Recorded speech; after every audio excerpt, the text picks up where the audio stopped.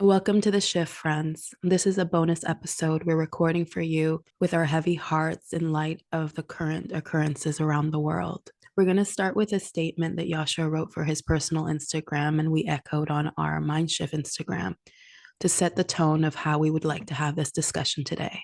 Thank you for joining our conversation. Thank you for tuning in. And we ask for open hearts and open minds as we try to navigate the heartbreak in our hearts and we believe the global community today. We stand with humanity. We stand with humanity in the dignity and respect each human life deserves. Any innocent life that is taken is a scar upon our collective hearts. It is as simple as that. We refuse to allow warring parties to taint our broken hearts by dehumanizing the other. We refuse to play identity politics and perpetuate the norm that has turned everything into a team sport. We refuse to justify any innocent life lost. Instead, when our hearts are broken, we look for voices that speak to a narrative that is beyond the binary. We try to educate and then re-educate ourselves using nuance. We look for individuals and organizations that are independent and focused on humanitarian solutions. We will be referencing some of these in our show notes. We ask for feedback and engage in conversation when asked to do so. We do this so that we can further understand the gap in our thinking and hold greater nuance. The greatest act of leadership is to hold space with and for someone that disagrees with your point of view. The greatest signal of humanity is to find commonality with someone that stands for something different than yourself. Ignoring facts that are inconsistent with your held beliefs is the fastest way to create more pain for all. To cast judgment and to sever a tie with another human without any attempt to understand them is a symptom of a larger societal disorder to be wary of. It's exactly what the warring parties are hoping for. You become another cog in the wheel that is aiding in the tearing of our societal fabric. Now, let us be clear. We absolutely condemn the violence and killing that took the lives of over 1,000 innocent Israelis on October 7th. Once again, one innocent life taken is too many. And the response by the Israeli government cannot and should not be justified by these innocent lives. Responding to hate with more hate has never worked and will never work. As I read this, on October 18th, the Israeli government, against international humanitarian law, has deprived over 2 million Palestinians of food, water, and electricity, all while dropping over 10,000 bombs on the people of Gaza in 10 days. To put this in perspective, 6,000 bombs match the total number used by the US Army in 1 year of conflict with Afghanistan. Now the Gaza Strip is facing the largest wave of displacement in history, with over 1.1 million people without homes. Furthermore, as reported by Human Rights Watch, white phosphorus has been used on the people of Gaza. This is a war crime. In total, the Palestinian casualties have risen over 3,000, with over 13,000 injured and counting. How can we truly believe that these acts will grant Israelis or Jewish people safety, let alone any form of sustainable peace and stabilization in the region? It is time to unite as human beings and reject the temptation to allow our pain to be hijacked by any government or group. It is time to recognize these people will only use our pain to inflict more atrocities. I struggled with recording this podcast. I know the narrative around having conversations on this topic are the fear of losing business or appearing this way or another. That was not my fear. I struggled with recording this podcast because while we are vocal on our personal platforms and our company platform, having to use my voice in this way at this time because of the tremendous heartbreak is ultimately difficult, not because it's complex to me, because I'm so almost disillusioned or heartbroken that this conversation even has to happen, that it's a question to ask for human dignity, to ask for human rights. These are not opinions. As the international community came together to write the declarations of human rights, to write the Genocide Convention, to make these rules in which we could somehow have international order and peace. The fact that they have to be explained, that certain lives have to be justified, that they deserve dignity, is where my disillusionment lies and my pain lies, and where my confusion is of why do we, the people of Palestine and those that support peace, have to work so hard to be worthy of protection? If I change the names, if I change the religions, if I change the countries and cultures and races in this awful equation we have in front of us, we wouldn't have to try this hard. That's the truth, because we saw it with the Ukraine and we've seen it with many past occurrences in the past. So the thing that's unspeakable that no one wants to go and say is that there is a silent agreement within these conversations and justification of Islamophobia and an anti-Arab stance. And I think that's the part no one wants to look at, because all the facts are staring at us in the face, the images, the reality. So the fact that this even has to be a fight for humanity confuses me, because it's clear. And I wholeheartedly believe deeply, and you see this with many millions of Jewish activists. This has nothing to do with the Jewish religion, the Jewish people, and how they honor each other and lives. And to have to do it even in their name is heartbreaking. And you see that again, we'll list the amazing, brave organizations in our show notes, led by those of the Jewish faith, rabbis, coming forth, being very clear that genocide is not a part of their Jewish identity. So we're recording this podcast because at the end of the day, we're beyond a podcast, beyond a business. We are two humans who, again, stand for humanity. And we're also people who, for a living, are able to have difficult conversations in order to create a shift, first within ourselves, then within our communities, towards the type of future that we want and towards the type of people we want to be. And for many, this time will be painful, because what will happen, as it does in any moment in life where you have to reevaluate your thoughts, your beliefs, what you were told, what was told to you, there's a righteous shame. There's a productive shame. The question of complicity comes up. These are all painful. Should I say something? I don't know what to say. I don't know anything. These are amazing feelings, because these are growing pains. Life has presented you with an opportunity to grow or to stay. So if our listeners in one way feel stuck, unsure, I don't know the history of this, everyone tells me it's complex, I don't know what to do about this. Amazing. Stop. Think. Read. Most importantly, listen to your own heart space. In our bodies, innate within us, is not to hate. We are not born that way. We don't think that way. It's taught behavior. And avoiding certain conversations or certain topics is a way for those that want to maintain control, do that. So to actually decolonize your thinking, your thoughts, your actions, your words requires the unlearning and relearning of those values that are in alignment with your best self, with your best leader, with the version of you that in your not knowing knows. And this is an opportunity to regain alignment with that version of you. It will be uncomfortable for sure. It will be painful, and you will feel shame. Stay there, question it, understand it, work through and with it. You will be stronger for it, and humanity in our communities will be too. Isla, can you give your background to our listeners so we can ground this conversation a little further? Absolutely. It's Yasher and I, our brother and sister. We are Iranian Canadians, and this type of conversation was very common in our home. Politics, culture, religion, all of these things were part of our dinner time. Maybe because of our parents' educational background, maybe because of the country we came from, that these things couldn't be overlooked because we are children of a revolution. We were displaced from our homes because of the Iran-Iraq war. So we couldn't look the other way because it was part of our immigrant story.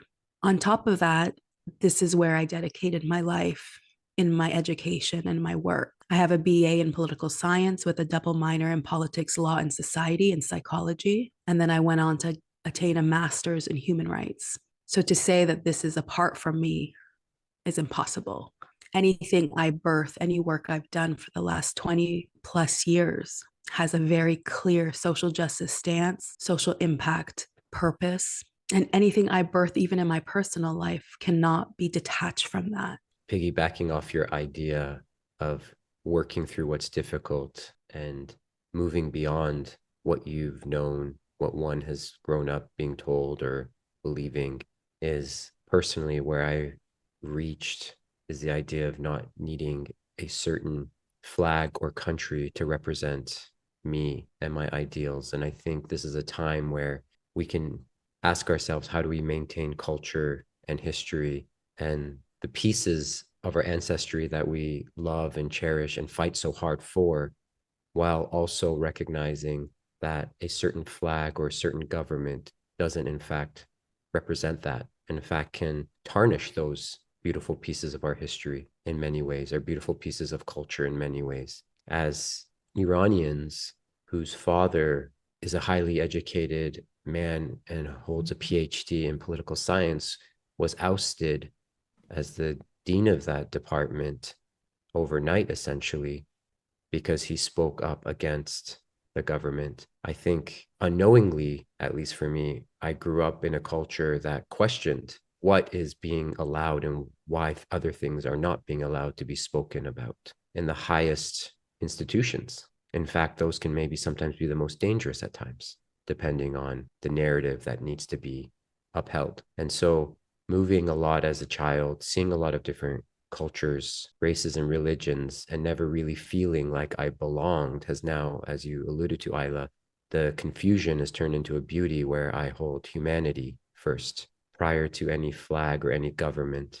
And I think for some that could be really scary, but I at least see it as a superpower for myself, because when I fight for justice, as you said earlier, it's first and foremost for the human dignity. And if we can't start there, then we can never get to the point where we're all actually living in some sort of harmony.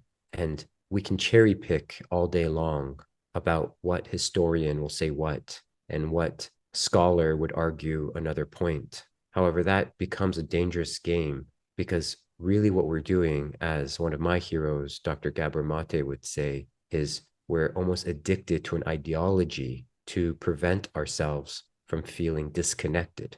But that addiction, like any addiction, if not checked, can cause us then to see others as that, and can cause us to justify our stance over the well-being of another human. And that addiction is prevalent currently, that addiction to uphold some sort of righteousness about who we are and how we are as a community over the bloodshed of another. And stripping ourselves of this addiction, like any addiction, and again, as you alluded to, Isla, will be painful, will be difficult. It would require us to question what we so desperately are looking for.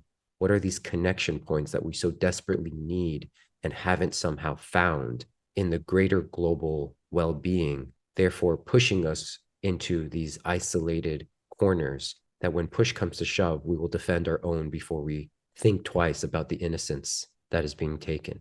And, you know, if this podcast is about the shift for me has always been to look for the voices who are educated and also part of a certain history and ancestry.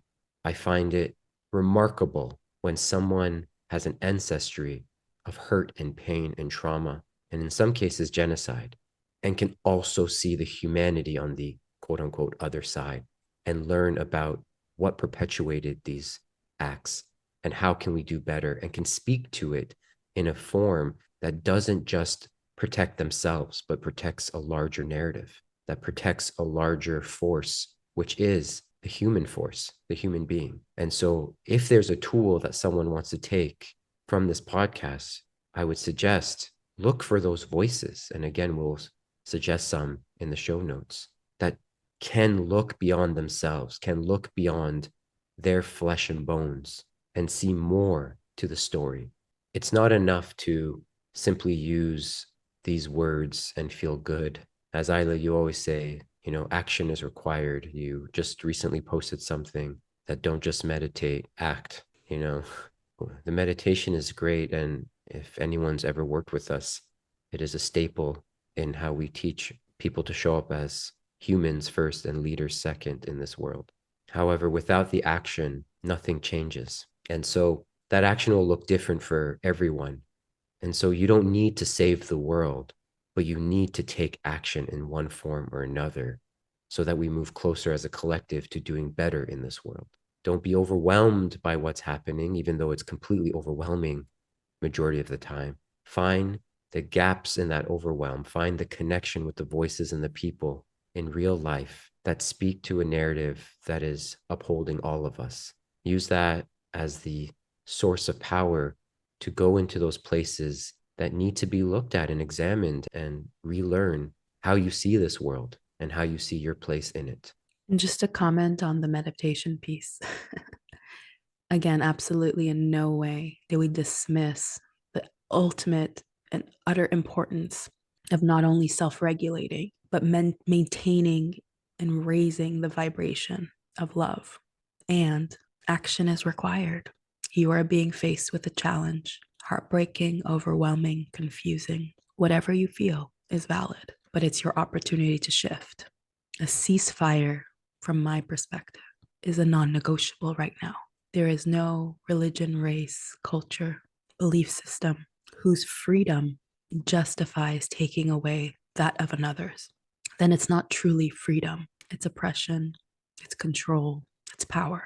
All of our freedom is tied to one another, whether you see it, whether you don't. I hold deep grief and sorrow and apology in my heart and soul for the lives we could not protect. It is our responsibility as a human race to do better. Full stop. And we all have to find our way to address what you just said. I know the way I go about it looks a little bit different from the way you go about it, Isla. I know I've been very busy on social media, in my DMs, engaging with people on all sides, old friends and new friends, people who disagree with me and people who agree with me, people who are afraid to voice their opinion, who thank me for voicing a collective opinion that they have not felt secure enough to share within their community as of yet. I pride myself on these conversations and the way I like to carry out these conversations. I think that's not for everyone. And I definitely know not everyone can do it as respectfully as I hope to do it with everyone that comes across my inbox. So before we end this podcast, why don't you share, Isla, the way you like to show up, the way others who maybe don't want to necessarily have these conversations day in and day out, whether it be on the streets, at the dinner table, or their inboxes, what are some actions we can take to put humanity first and to honestly help the people who need it most right now? I think that's a vital question, and thank you for asking it. Like, what does action look like for each person? There's a post I saw many people have posted it about what like social action looks like, and in different spheres and pods. Like, many people can find their voice in different ways through art, through protests, through donations, through writing of their leaders in charge, to having and holding space for tough conversations like you were explaining you do. These are all ways in which people can show up. They all come to our own strengths, what is comfortable to us, lean in there first. But some of it will require also us to do things that are on our growth edge and require some stretch that might not be so comfortable to us. My personal opinion and deep belief at this moment is that everyone should be able to write their government and demand a ceasefire. That to me is a vital component. If you can't go to a protest, if you feel unable to share your views in a public forum, what you can do is reach out to your government. You can call, you can write part of the letter campaigns to demand a ceasefire. That for me is number one. Nothing will change if the powers that are in control of this situation don't stop. The only way we can ask for that is to ask for it. Beyond that, there are many notable, vetted charity organizations on the ground. That again, we can list a couple that if you have the means and the desire to donate, you can donate. A lot of them are falling into even more difficulties because of lack of supplies and not understanding how to get to the people. So it does require a little bit of understanding of where your money is going at this point because of the devastation, but it's not a question of lack of need. And so that is another form of support. In all of these things, there's layers, there's awareness, and there's action. And then there's the part of you going back, remembering to save space for self, and what we discussed as the self regulation piece, and what that looks like for you to maintain your vibration and care for your mental health. That does not mean putting your head under the sand and not doing anything. It means recharging your body and your mind and your soul so you can take action where needed.